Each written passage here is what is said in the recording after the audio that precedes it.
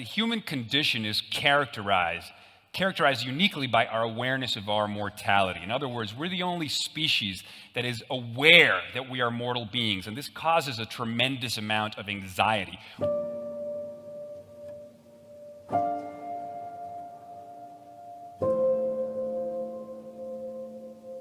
We have this capacity to ponder the infinite. We're seemingly capable of anything. We can mainline the whole of time through the optic nerve with our astronomy and with our space telescopes, and yet we're housed in these heart-pumping, breath-gasping, decaying bodies. So to be godly yet creaturely is just impossibly cruel.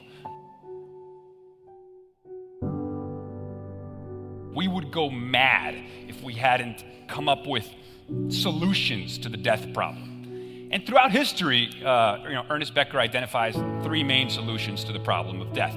The first one was the religious solution to the problem of death. You create a narrative in which your soul will live forever in the kingdom of God, and it gets rid of the death issue because everything will be taken care of in the end. Now, as technology has science and technology increasingly made religion sort of more difficult to believe, we've had to come up with other solutions to the death problem. The second main solution to the problem of death that Ernest Becker identifies is the romantic solution. You turn your lovers into deities. She's like the wind, she's my salvation. It's the lyric to every pop song. She is the sun. But of course, no relationship can ultimately bear the burden of godhood. Eventually, your gods reveal their clay feet. And all of a sudden, we can't be saved by our lovers, and the anxiety about our mortal coil kicks in again.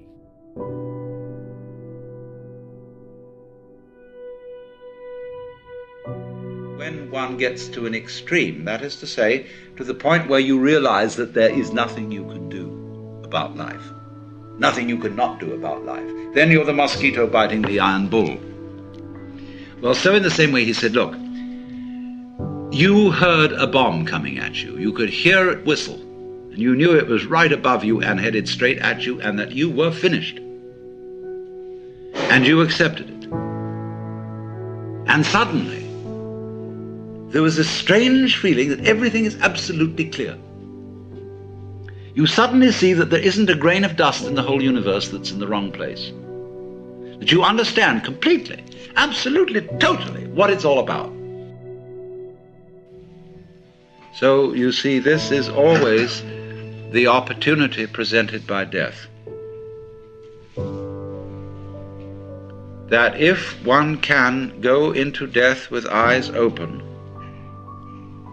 and have somebody help you, if necessary, to give up before you die, this extraordinary thing can happen to you. So that from your standpoint, in that position, at that time, you would say, I wouldn't have missed that opportunity for the world. Now I understand why we die. The reason we die is to give us the opportunity to understand what life's all about. By letting go. Because then we come to a situation that the ego can't deal with. We can also look further into it and see that if our death could be indefinitely postponed, we would not actually go on postponing it indefinitely. Because after a certain point, we would realize that that isn't the way in which we wanted to survive. Why else would we have children? Because children arrange for us to survive in another way. By, as it were, passing on a torch, so that you don't have to carry it all the time. There comes a point where you can give it up and say, now you work. It's a far more amusing arrangement for nature to continue the process of life through different individuals than it is always with the same individual. Because as each new individual approaches life, life is renewed. And one remembers how fascinating the most ordinary everyday things are to a child, because they see them all as marvelous, because they see them all in a way that is not related to survival and profit.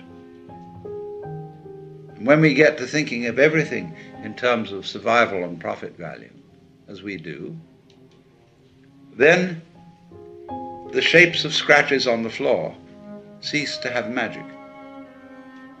And most things, in fact, cease to have magic. So therefore, in the course of nature, once we have ceased to see magic in the world anymore, we are no longer fulfilling nature's game of being aware of itself. There's no point in it anymore. And so we die. And so something else comes to birth, which gets an entirely new view. And so nature's self-awareness is a game worth the candle.